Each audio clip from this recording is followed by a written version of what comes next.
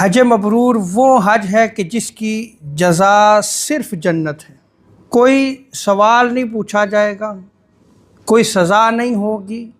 اب حج مبرور اتنی بڑی نعمت ہے، کیسے میسر آ سکتی ہے، اس کو میں ابھی اس موضوع کو کلیئر کروں گا، اس کی علامات کو بھی بیان کروں گا، لیکن اس کو پھر ایک ایگزامپل کے ساتھ سمجھ لیں۔ ہمارے ہاں نمازی تو بہت ہیں، نماز پڑھتے ہیں، لیکن خشوع و خضوع کسی کسی کے پاس ہے۔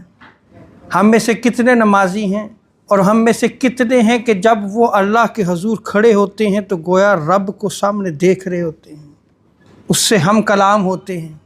آپ اس فرق کو سمجھ گئے؟ اسی طرح حج مبرور بھی ہے۔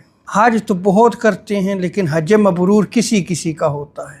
صحیح بخاری کی روایت میں آتا ہے کہ حضور سید عالم صلی اللہ علیہ وسلم نے ارشاد فرمایا کہ حج مبرور کی جزا جنت کے علاوہ کچھ نہیں ہے۔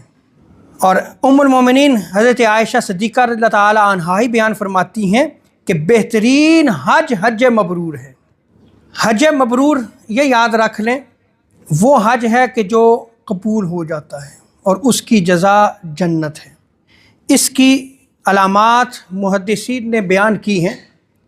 ابن حجر عسقلانی نے فتح الباری میں بیان کیا ہے کہ حج مبرور وہ حج ہے کہ جس میں حج کے مسائل یعنی جو مناسک حج ہیں وہ پورے طور پر ادا کیے جائیں، کوئی ذرہ برابر بھی کوتاہی نہ کرے۔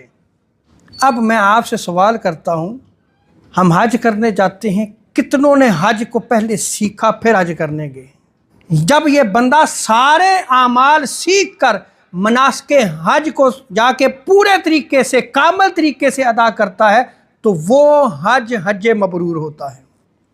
اور حج مبرور بعض محدثین نے یہ بھی بیان کیا ہے کہ جس میں ریا اور شہرت کا شائبہ نہ ہو۔